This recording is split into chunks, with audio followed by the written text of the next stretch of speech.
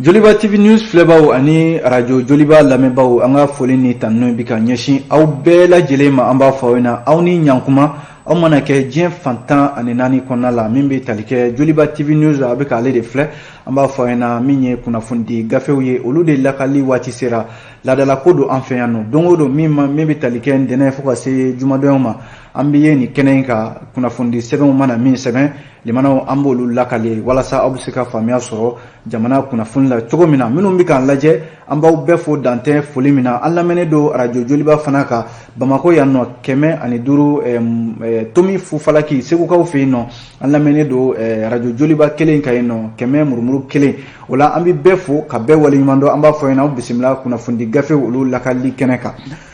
kunnafoni gafew bakurunbaw la an b'a jira k'a fɔ min bɛ tali kɛ gafew kumana kunungo a jala k'a fɔ ɲɔgɔndan min bɛ yen ni o kama ko diplôme d'études fondamentales ni o ye DEF ye ko baara ninnu kɛra kunu a daminɛna a kɛra basigi bɛɛ lajɛlen kɔnɔna la nka a yirala k'a fɔ ɲina DEF kɛlaw bɛ tu hakɛ bɛ taa jɔ maa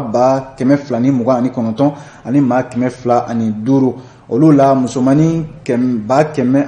ani maa 113 o bɛ o hukumu kɔnɔna la a jirala k'a fɔ min bɛ tali kɛ an ka denmisɛnnin minnu bɛ yen ni olu bɛ nin ɲɔgɔndan in kɛ i n'a fɔ minnu wulila ka bɔ sigiyɔrɔ la gɛlɛya yɛrɛ ma Segu mara Tombouctou Mopti Gao ani Kidal k'olu fana ye ɲɔgɔndan in kɛ nka min ye baara ninnu ye a dabɔra min ye premier ministre Choguel Kokala Mayiga kunu yɛrɛ ale tun bɛ a ko kɛnɛ ka ye min bɛ tali kɛ utukalo tile 18 o bɛ bɛn san kelen ma san 2021 Ibrahim Bokar Keita ale ka fanga dafirilen kunnafoni sɛbɛn y'u da don a la min ni min kɛra an bɛna an da don a la sisan min ye kunnafoni sɛbɛn ye u y'u da don a la k'a fɔ ko politique tɔn bɛ yen n'u k'a ma ko URD ala ma hinɛna Sumela Sise ale ka politique tɔn limanaw a jala k'a fɔ politique tɔn in kɔnɔna la bi gɛlɛya b'a kɔnɔ sabu ko tɔndenw ka hakilila tɛ kelen ye ala ma hinɛna Sumela Sise kaba ale fatura a ye hakilila min bila politique tɔn in kɔnɔ ko dɔw kɛmɛ ka hakilila in ta k'a yɛlɛma k'a kɛ ko wɛrɛ ye kunnafoni sɛbɛn y'u da don a la sɛbɛn kumana a jala k'a fɔ Mali ni Senegal cɛ ko taama sira o jɔra fɔlɔ ka sababu kɛ waliya min kɛra Senegal ni mobiliba dɔ ani taxi dɔ ye ɲɔgɔn sɔrɔ fo maa 4 tora la a kɛra sababu ye Senegalikaw ka mobilibolilaw ani Mali taw karila ɲɔgɔn na limanaw fo bɛnbaliya yɛrɛ nana ko siratigɛ ninnu na o de la an ka ministre min bɛ taamako kunna ale ko ka baaraw bɛɛ jɔ fɔlɔ mobili si tɛ bɔ yan ka taa Senegal wa min ye chauffeur minnu fana bɛ mobiliboli la caman bɛ yen limanaw olu jɔlen nin waati in na taamakɛlaw a jala k'a fɔ taama jɔlen don Mali ni Senegal cɛ ka sababu kɛ nin waleya in ye kunnafoni sɛbɛn min y'u da don kunnafoni wɛrɛw la limanaw ko l'Américain jamana ko bamancima belebeleba fila bɛ diɲɛ kɔnɔna la bi olu minɛnen don i n'a fɔ bamancima belebelebaw minnu tɛ kankan fiyewu wale jugu ma n'o ye bamancɛ walew ye limanaw o dɔ bɛ tali kɛ Sida Ag Ita ani Salem Uldo Brehimat limanaw ni cɛ fila in l'Américain jamana y'a jira k'a fɔ ninnu kɔni ye maaw ye diɲɛ kurukara bɛɛ lajɛlen kɔnɔ minnu ni sɔmi kɛlen don k'a fɔ olu de ye bamanci jɛkulu belebelebaw ye kunnafoni sɛbɛn y'u da don a la an bɛna an da don a la sisan ka jira k'a fɔ min bɛ tali kɛ Mali kɔnɔna la yan limanaw ko Ansardine maaw k'olu ye maa fila wele kan 1 na ni o ye Ibrahim Jabi ani Mohamed Traoré limanaw alimamiw do kan 1 na a kɛra wulikajɔba ye kunungo Bamako kan 1 kɔnɔna la min bɛ tali kɛ Nouvelle Horizon ale de ye a kuma fɔ an bɛna an da don a la sisan limanaw ko nin bɛna fɔ an bɛ ka ɲɛsin kɛlɛ wɛrɛ de ma wa kunnafoni sɛbɛnw y'u da don a la ka taa se fana limanaw ni waati in na min bɛ tali kɛ a jala k'a fɔ ko Faransi yɔrɔ ale tun y'a fɔ ko ale b'a ka kɛlɛcɛw bɔ Mali kɔnɔna la yan ko a kan ka maa siran a kan ka maa hakili jigin fana kɛrɛnkɛrɛnnenya la Afghanistan jamana u ka faaba n'o ye Kabul ye yɔrɔ a jala k'a fɔ ko talibanw kɛlen don ka o dugu minɛ ko ni Faransi taara nin waati in na limanaw an bɛ se ka bɔ o jan kelen in fana kɔnɔna la wa kunnafoni sɛbɛnw kɛlen don k'u da don ninnu de la an bɛna minnu walawala sisan an b'a daminɛ ni fasidi sɛbɛn l'essor ye limanaw l'essor kumana l'essor y'a jira k'a fɔ ko DEF examen ale daminɛna kunungo Mali fantan ani naani bɛɛ lajɛlen n'i ye jateminɛ kɛ fasidi sɛbɛn ka lakali la ko a kɛra basigi bɛɛ lajɛlen kɔnɔna la l'essor ka fɔ la walasa ko baasi ba ma bɔ a la sabu ni jateminɛ kɛ an ka marabolo ninnu bɛɛ lajɛlen kɔnɔna la min ye DEF ɲɔgɔndan ye n'o ye diplôme d'études fondamentales ye limana k'a kɛra nka gɛlɛyaba ma bɔ a la i n'a fɔ maaw kun sigimɛ n'a ye cogo min na o la sa a jira k'a fɔ ɲɔgɔndankɛla ninnu n'o ye kalandenw ye ko maa 200 ani maa 29 ani maa 205 olu de bɛ ɲɔgɔndan in hukumu kɔnɔna la an y'a fɔ ten sisan musomanin 100 ani 6 ani maa 113 ani 3 olu de bɛ ka ɲɔgɔndan in kɛ ni san laban ɲɔgɔndan ninnu na a jira k'a fɔ minnu wulila ka bɔ o sigiyɔrɔ la n'o ye déplacés ye Segu Mara, Mopti, Tombouctou, Gao, Kidal ko olu fana ni u tɔɲa denmisɛnninw fana bɛ ka ni ɲɔgɔndan in kɛ yɔrɔ kofɔlen ninnu na yen nɔ min premier ministre Choguel Kokala Mayiga kunungo yɛrɛ ale ye fuguri bɔ daba da la ni min ye nin baara ninnu o daminɛni na a jala k'a fɔ diplôme d'études fondamentales gouvernement ɲɛma n'o ye Choguel Kokala Mayiga kunungo ale yɛrɛ de ye baara fɔlɔw daminɛ o kɛra Bamako ya base aérienne na a kɛra min bɛ tali kɛ Bamako ba numanyanfan o cap directeur n'o ye madame Kone Orokiatou Dia ani min bɛ tali kɛ Choguel a n'a ka délégation ba ninnu bɛɛ lajɛlen ɲɛna yen nɔ n'i ye jateminɛ kɛ nɛgɛ kanɲɛ 8 yɛrɛ waatiw la salle numéro 6 o kɔnɔna la Jikɔrɔni Para o kalanso n'o ye base aérienne ye a jala k'a fɔ Choguel a ye baara ninnu daminɛ yen nɔ ko DEF kɔni ɲɔgɔndan daminɛna limana ko basigi ani hakilila sigi ko baara in kɛra o de kɔnɔna la l'essor ka fɔ la n'i ye jateminɛ kɛ maaw kun hakili b'a la ko BT1 o ta kɛra cogo min na yɔrɔ BT1 la a jala k'a fɔ lakɔli karamɔgɔ minnu bɛ yen ni olu sɔn tɛ bi u ka hakɛw ɲini ko la ka u sen don nin ɲɔgɔndan ninnu kɔlɔsili la min ye BT1 ni BT2 ye o min n'o o kun cɛra sisan lakɔli karamɔgɔw kun bɛ o ko hukumu kɔnɔna la o kun bɛ ka baara ninnu ka gɛlɛya don a la nka a jala k'a fɔ DEF ta kɔni ma kɛ ten sabu n'i ye jateminɛ kɛ centre d'examen min filɛ nin Yirimajɔ 500 ye logement la ko gouverneur du district ale yira yen nɔ Bayi Konate limana ka se ka taa baara in a daminɛ a kɛra ministreso min bɛ an ka kalanko yɛrɛ kunna o secrétaire général n'o ye Kinan Agadeda a kɛra o fana ɲɛna o yɔrɔ in na ye fasiridi sɛbɛn l'essor y'a jira k'a fɔ ko basigi kɛra yen nɔ kosɛbɛ hali an ka yɔrɔ minnu bɛ sigida minnu bɛ Bamako yan i n'a fɔ Banangabugu yɔrɔ min na ni candidat maa 100 ni maa 90 olu la musomanin 96 o tun bɛ ka ɲɔgɔndan kɛ yen nɔ a jala k'a fɔ o centre ɲɛma yɛrɛ n'o ye Amidou Samake ale y'a jira k'a fɔ ko majɛ foyi tɛ baara la yen nɔ baara bɛ ka kɛ i n'a fɔ a laɲininen don cogo min na fo ka taa se Cap Banangabugu o yɔrɔ kofɔlen in fana na ye directeur du centre d'animation pédagogique min bɛ o yɔrɔ kofɔlen ninnu na o fana y'a jira k'a fɔ baaraw bɛ ka kɛ i n'a fɔ a bɛ ka a laɲinina cogo min na n'an bɔra Bamako yan limana a jala k'a fɔ an ka marabolo kɔnɔna la min bɛ tali kɛ ministre min bɛ yen n'ale bɛ sanfɛ kalan kunna n'o ye professeur Amadou Keita ye ale taara Sikaso limana walasa ka taa DEF ɲɔgɔndanw ka taa baara dabɔ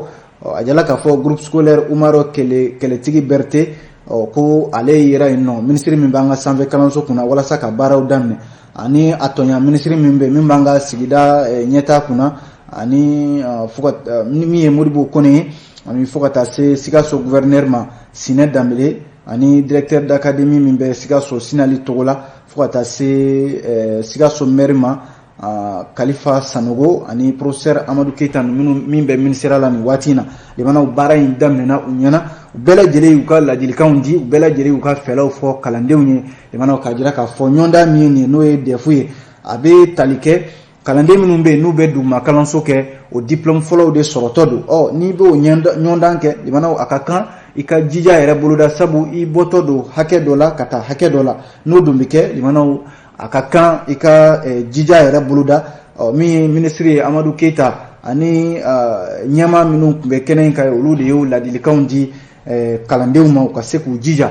maa i halala ye min ye n'i y'o kɛ i bɛ se k'i disi gosi n'o ye o la sa a jarala k'a fɔ hali marabolo tɔ minnu bɛ yen i n'a fɔ min bɛ tali kɛ Gawo Mara a jarala k'a fɔ yen nɔ fana ministre min bɛ yen n'ale b'an ka refondation kunna chargé des relations avec les institutions Ibrahima Ikasa Maïga ale fana ye baara ninnu daminɛ kɛ yen nɔ min bɛ tali kɛ lycée min bɛ yen n'o kama ko Yana Maïga a kɛra san kɔni kɔrɔla la nka u n'a ta o ta a jala k'a fɔ kalanden minnu bɛ yen ni o bɛ hakɛ bɛ taa jɔ maa 2,731 na olu la cɛmisɛnnin maa 1,354 o b'o la musomanin 1,279 o bɛ olu la yen nɔ a jala k'a fɔ min bɛ tali kɛ Tɔnbɔkutu fana centre min bɛ n'u k'a ma ko Bahadu Abubakar Tɔnbɔkutu a jala k'a fɔ ko yen gouverneur fana Tɔnbɔkutu gouverneur limanaw ale de ye yen baaraw daminɛ a jala k'a fɔ min bɛ tali kɛ Kayi fana Kayi gouverneur ni o ye colonel Musa Sumare ale fana ye defu ɲɔgɔndanw koromokarike ye limanaw nin bɛɛ lajɛlen kɛra basigi ani bonya kɔnɔna la l'essor facile de sɛbɛn ka fɔ la min ye Mopti ye groupe scolaire Robert Cissé a jala k'a fɔ yen nɔ defu kɛyɔrɔ yɔrɔ 4 de tun bɛ yen n'o ye centre 4 ye colonel major Abbas Damele ale ye Mopti gouverneur ye ale de ye baaraw daminɛ yen nɔ limanaw a jala k'a fɔ yen candidat maa 5,454 olu de bɛ ka defu kɛ yen nɔ musomani 2,787 o b'olu la ko Kati fana a jala k'a fɔ defu kɛra yen nɔ min bɛ tali kɛ fo ka taa se Jɛma ani yɔrɔ wɛrɛw la limanaw ko defu a kɔni daminɛna kunu wa a bɛ to senna fo tile 3 an bɛ dugawu de kɛ garijɛgɛ ɲuman ala k'o di defukɛlaw ma ale lesɔrɔ kelen limanaw an bɛ kuma min kan sisan o ye Ibrahim Boubacar Keita jamanakuntigi kɔrɔ ale ka fanga binnen limanaw ko san kelen o bɛ bɛn utukalo tile 18 san 2021 sini yɛrɛ o dɔgɔ duman ye limanaw ko minnu ni ko minnu kɛra a hukumu kɔnɔna la lesɔrɔ de kɛlen don k'i da don o la bi a jala k'a fɔ Ibrahim Boubacar Keita waati min na a segira ka sigi fanga la san 2018 fanga tago filanan yɛrɛ la yɔrɔ o kɔfɛ wulikajɔw nana kɛ Ibrahim Boubacar Keita nɔfɛ jamanakuntigi kɔrɔ limanaw k'a sɔrɔ fanga yɛrɛ ma ban ka a ka fanga ka dansigi kɛ a la o kɔ yɔrɔ jɛkulu jamanadenw wulila ka jamanakuntigi Ibrahim Boubacar Keita ka tugu a nɔfɛ ko fo fanga in limanaw ka taabolo man ɲi fo ka fanga in ka bɔ fangaya yɛrɛ la fanga wɛrɛ ka se ka na o la ni ye jateminɛ kɛ kow nana taa cogo min na ni wulikajɔw kɛra kalo caman o kɔfɛ finitigiw n'o ye armée olu nana jamanadenw ka baara tɔ dafa ni maaw hakili b'a la san 2020 tɛmɛnen limanaw a ma kɛ san ye min na a kɛra basigi Ibrahim Boubacar Keita bolo sabu ale de tun bɛ jamanakuntigiya la o waati k'a daminɛ min bɛ tali kɛ kalo caman kalansow datugulen ka taa se lakɔlikaramɔgɔw ka wulikajɔ ma coronavirus bana ko limanaw ka taa se wulikajɔ ma couvre-feu ni a n'a ɲɔgɔnna caman yɔrɔ jamanadenw caman y'u da don o gɛlɛya ninnu na fo ka taa se jamana yɛrɛ mara cogoya ani lakanabaliya fo ka taa se loi d'orientation et programmation militaire n'o ye finitigiw ka minɛnko ye jamanadenw y'u da don nin bɛɛ la ko nin bɛɛ kɛra gɛlɛya ye jamana kɔnɔna la min kɛra wulikajɔbaw ye jamanakuntigi kɔrɔ Ibrahim Boubacar Keita ale nɔfɛ fo ka taa se Haut Conseil islamique ɲɛmaa kɔrɔ n'o ye Imam Mahmoud Diko ye yɔrɔ ale tun bɛ to ka bɔ limanaw ka kuma gɛlɛnw fɔ ka fɔ jamana taabolo man ɲi o nana kɛ wulikajɔbaw ye jamanadenw yɛrɛ tugura Imam Mahmoud Diko nɔfɛ yɔrɔ a waati la communicateur tribunal ale tun ye Imam Mahmoud Diko wele ko kuma minnu bɛ bɔ a da kuma ninnu ko basigi kumaw tɛ a waati an ka jamana kolatigɛ cakɛda fɛn fɛn bɛ yen n'o ye institution ninnu ye u bɛɛ y'u ka nisɔngoya yira a ko siratigɛ ninnu na nka jamanadenw bɛ min fɛ limanaw o ye k'a fɔ jamana maracogo man ɲi maa min b'o kuma fɔ o kun ye Imam Mahmoud Diko ye a waati jamanadenw tugura a nɔfɛ fo a nana kɛ jɛkulu de nana fara ɲɔgɔn kan i n'a fɔ Front pour la sauvegarde de la démocratie FSD Espoir Malikura coordination des mouvements associations sympathisants de l'Imam Mahmoud Diko SEMAS limanaw ninnu nana fara ɲɔgɔn kan fo ka kɛ jɛkuluba kelen ye n'u k'a ma ko M5 RFP limanaw M5 RFP de ye laɲini kɛ ka taamaba kɛ juin kalo tile 5 san 2020 fo u nana laɲini kɛ ka tile damadɔ di jamanakuntigi kɔrɔ Ibrahim Boubacar Keita ko ale ka fanga bila limanaw o de fanga sugusuguma nana to senna fo diɲɛma da donna Mali kungo la limanaw CEDEAO tɛ CEDEAO Union africaine tɛ Union africaine ka taa se jɛkulu wɛrɛw ma diɲɛ kila tɔnba n'a ɲɔgɔnnaw bɛɛ kun ɲɛsin bɛ Mali ma a waatinin kɔnɔna la limanaw waati yɛrɛ kama fasidi sɛbɛn kuma in ka jan kosɛbɛ nka a jala k'a fɔ ko tɛmɛna cogo min na M5 RFP ni maa min hakili b'a la juillet kalo tile 10 na tile 11 na tile 12 ni wulikajɔ kɛra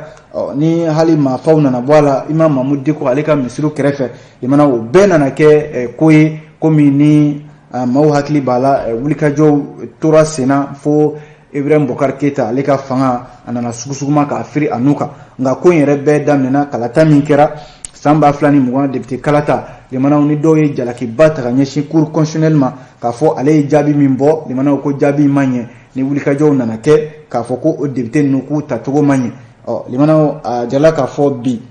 o fanga kɔni taara an bɛ cɛmancɛ fanga kɔnɔna la cɛmancɛ fanga min ni o bɛ ka baara kɛ ni charte ani jamana constitution ye nka a jala k'a fɔ bi cɛmancɛ fanga min n'a premier ministre bɛ Choguel Kokala Mayiga bolo limanaw a jala k'a fɔ bi an bɛ o de hukumu kɔnɔna la Ibrahim Bokar Keita k'a ka fanga binnen l'essor kelen don k'i da don a ko kɛra ko kɔnɔna la k'a bɛɛ lajɛlen ɲɛfɔ waati yɛrɛ kama an b'a ale jɔ yan nɔ l'essor de ka fasiri don n'an bɔra l'essor kɔnɔna la an bɛ don min ye indépendant kɔnɔ limanaw indépendant y'a jira k'a fɔ min bɛ tali kɛ an ɲɛ bɛ URD ale ɲɛma de la ni o ye professeur Saliku Sanogo ye ko a kelen don ka wele bila maa dɔw ma maa minnu bɛ bi ni olu bɛ fɛ ka politiki tɔn ni o ye URD ye limanaw Sumala Sise ka tɔn a ye min to tiɲɛ ye a kɔmaw ye n'o ye a ka tɔndenw ye URD tɔndenw de ko don limanaw ko tɔnden dɔw bɛ bi olu bɛ fɛ ka jɛrɛ dɔ boloda jɛrɛ min n'o ye jɛrɛ balalenba ye o k'a ma ko conférence nationale extraordinaire o la sa professeur Saliku Sanogo ale min bɛ URD ɲɛmaya la bi limanaw a ye welewele dakan de bila welewele dakan in bɛ tali kɛ min na o ye k'a fɔ ko dɔw de welen bɛ k'a fɔ ko ka wele bila tɔnden tɔw ma limanaw ko u ka bolonɔ bila sɛbɛnw na wa u kelen don ka UC yɛrɛ ta o ko kama k'a fɔ ko min sɔnna ko ka conférence nationale kɛ ani min ma sɔn ni maa min sɔnna o k'i bolonɔ bila a la ni min ma sɔn yɛrɛ o ka n'i bolonɔ bila a la o de welewele dakan bilalen min ye URD ɲɛmaaba ye professeur Saliku Sanogo ale ye kɛrɛnkɛrɛnnenya la wele dakan bila limanaw minnu bɛ ka nin baara in kɛ k'a fɔ ko aya u filɛ nin ye ka nin baara min kɛ nin ye limanaw ko nin tɛ u ka parti danbe ye parti ka hakilila tɛ nin ye wa parti yɛrɛ ma nin laɲini kɛ fiyewu o la premier vice président min ye nin ye a kelen don ka wele bila nin ma kofɔlen minnu ma n'u bɛ ka nin baara in kɛ limanaw ni maaw hakili b'a la Sumala Sise ala ma hinɛ la ale ka fatuli décembre kalo tile 25 san 2020 limanaw an bɛ se k'a fɔ Union pour la République et la démocratie n'o ye URD tɔn ye Sumala Sise ale de ye nin tɔn in to tiɲɛ ye nka a jara k'a fɔ tɔn in kɔnɔna la bi ko hakililaw tɛ kelen ye sabu bɛɛ n'i ka kuntilenna don URD kɔnɔna la bi dɔw fɛla de ye URD limanaw a ka kuntilenna wɛrɛ ta dɔw ka hakilila ye a ka kɛ tɔn ye tɔn min ni maaw hakili b'a la tɔnden kura minnu bɛ yen i n'a fɔ minnu jɔyɔrɔ ka bon kosɛbɛ i n'a fɔ Mamadu Igor Jara ale kɛra ministre ye ATT ka waati la ala ma hinɛ la a kɛra ministre Ibrahim Bokar Keita fana ka waati la fo ka taa se dɔgɔtɔrɔ Bubu Sise ale min fana kɛra Ibrahim Bokar Keita ka premier ministre laban ye ni cɛba fila min ni olu y'u yɔrɔ sɔrɔ URD kɔnɔna la dɔw fɛla don ka tugu ninnu kɔ dɔw fana fɛla tɛ ka tugu ninnu kɔ limanaw ko gɛlɛya bɛɛ lajɛlen filɛ nin a bɛ n'a fɔ u ka conférence nationale min ni u bɛna o laɲini kɛ ka o sigi dɔw fɛla don n'a sɔrɔla Bubu Sise de bɛna k'u ka ɲɛmaa ye n'o y'u ka cɛbɔ ye don nataw la walima a ka kɛ maa ye tɔnden dɔw b'u tɛgɛdenkɔni ɲɛsin maa min ma a ka k'u ka cɛbɔ ye limanaw o samasamaniw de bɛ politiki tɔn in kɔnɔna la bi nka min ye premier vice président min filɛ nin URD tɔgɔ la professeur Saliku Sanogo ale y'a jira k'a fɔ nin tɛ u ka parti ka kuntilenna ye sigi foyi ma kɛ parti tɔgɔ la min b'a jira k'a fɔ ko conférence nationale laɲini kɛra ko k'a sigi jamana kɔnɔna la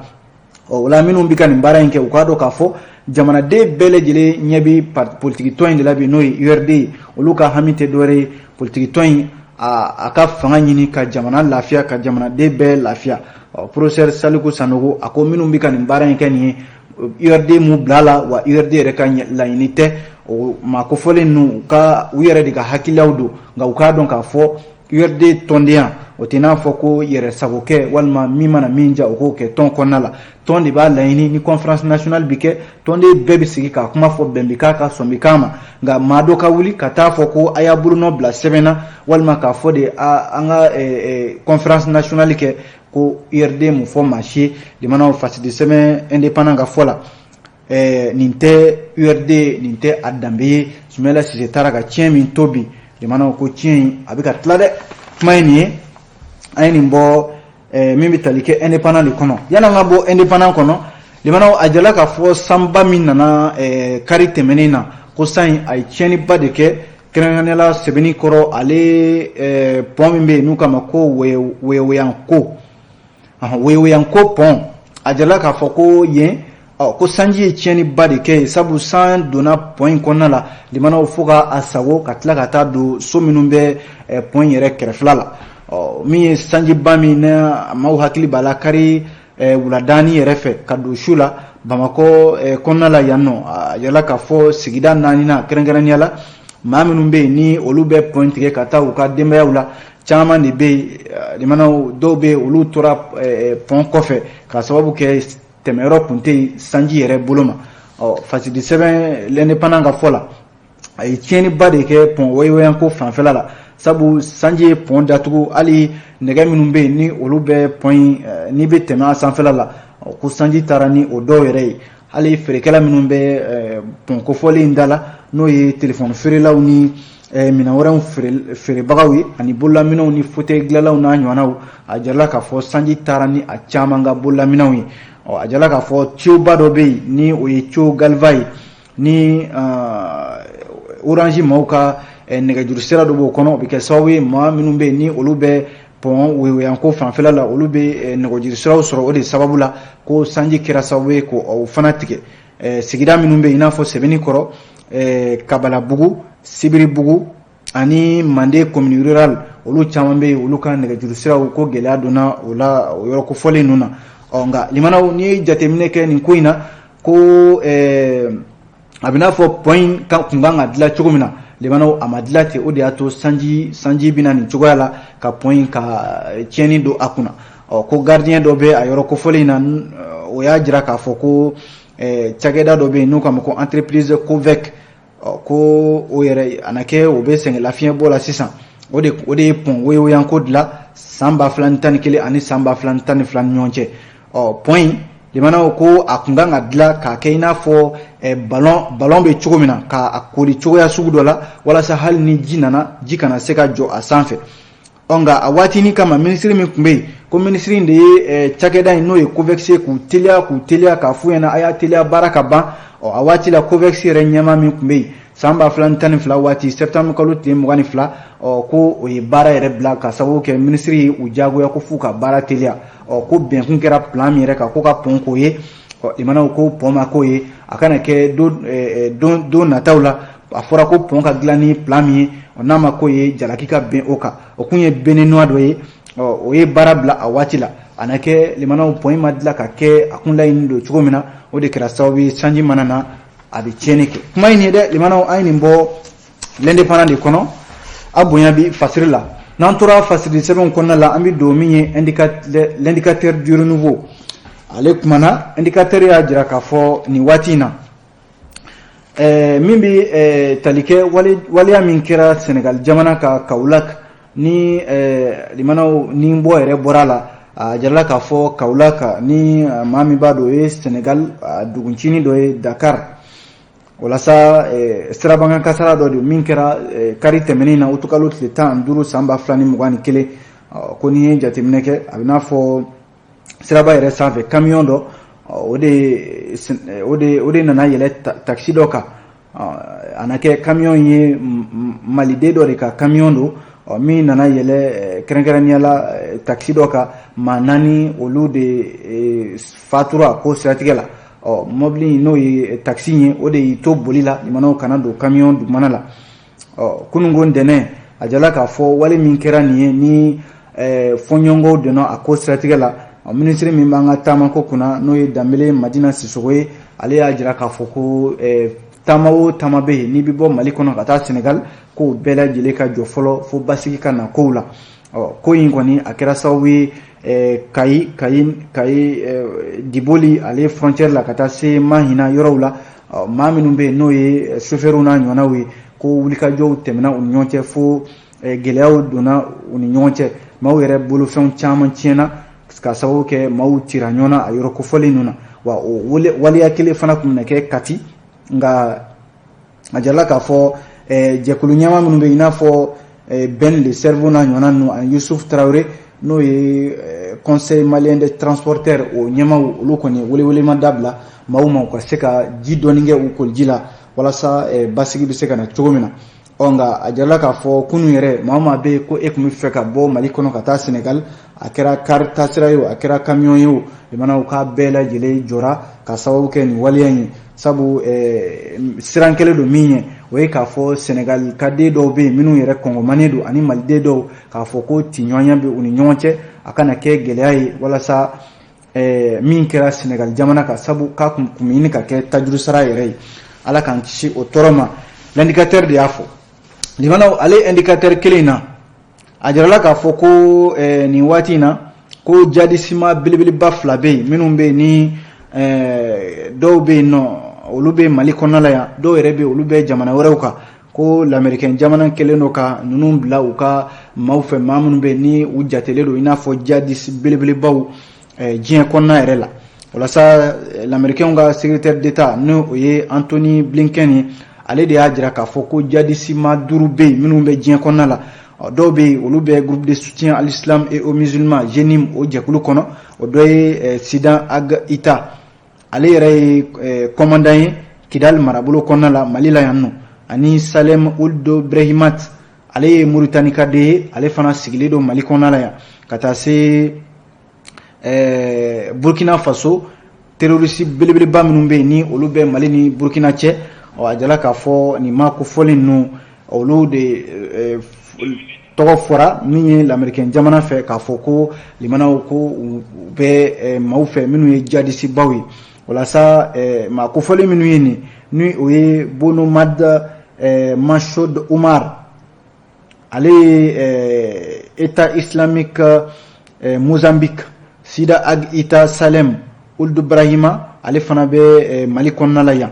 fo ka taa se min bɛ tali kɛ Hamza al-Shakiti ani Hamza al-Mauritani limanaw ko l'américain jamana ko ninnu ye maaw ye minnu ni u bɛ ka ɲini bi kosɛbɛ an bɛ fasiri kun cɛ teliya yɛrɛ la waati yɛrɛ kama ni Nouvelle Horizon ye limanaw Nouvelle Horizon ale kumana a y'a jira k'a fɔ kunungo min ye Ansardine ko o ye alimami dɔw wele kan 1 na ni o ye Ibrahima Jabi ani Mohamed Traoré limanaw ko a kɛra wulikajɔba de ye sabu alimami ninnu nɔfɛ jamaw olu taara kɛ ka kan 1 fa tewu min ye Imam Mohamed Traoré ale ye au conseil islamique danga sabanan ye fo ka taa se Ibrahima Jabi ma ninnu ko Ansardine maa dɔw de y'u wele kan 1 na limanaw ko ka plainte k'u kama n'i ye jateminɛ kɛ waleya in kɛlen a kɛra wulikajɔbaw ye bɔlɔlɔw sanfɛ bɛɛ y'i ta fɔ fo ka taa se ni cɛ fila yɛrɛ nɔfɛ jamaw ma dɔw caman kumana minnu yɛrɛ taara u senkɔrɔma don do kan 1 na dɔw y'a jira k'a fɔ ko nin tɛ ko ye komi ni min bɛ an ka jamana a tɔgɔja diɲɛ ɲɛfɛ dɔw y'a jira yɛrɛ k'a fɔ ko limanaw n'a fɔra diinɛ ɲɛmaw yɛrɛ dama bɛ ɲɔgɔn na ko ka o ko ɲɛnabɔ diinɛ ɲɛmaw yɛrɛ dama ni ɲɔgɔn cɛ yan'u ka ko ta ka taa se fanga la ko in bɛɛ lajɛlen bɛ Ansardine min o kun kan limanaw Ansardine ɲɛma n'o ye Cherif Ousmane Madani Haidara ale yɛrɛ bɔra k'a ka ɲɛfɔli kɛ a ko in bɛ kɛ waati min na o y'a sɔrɔ ale yɛrɛ tɛ Mali kɔnɔna la yan nka n'ale kun bɔra kalama k'a fɔ ko Ansardine tɔnden dɔ de bɛ yen o bɛna taa a silamɛ ɲɔgɔn dɔ wele fanga ɲɛfɛ limanaw ko ale kun t'a to fiyewu o ko ka kɛ fo ka se nin hakɛ la limanaw waati n'a ka waati kama an bɛ fasiri in bila yan nɔ Nouvelle Horizon ale de y'a fɔ k'aw bɛɛ lajɛlen fo ka aw waleɲuman dɔn ni Ala sɔnna an bɛ ye kɛnɛ ka sini gafe kuraw bɛ bɔ an b'olu lakale aw ye ladira kɔnɔna la an b'a fɔ a k'an bɛn a ɲɔgɔnna wɛrɛ ma.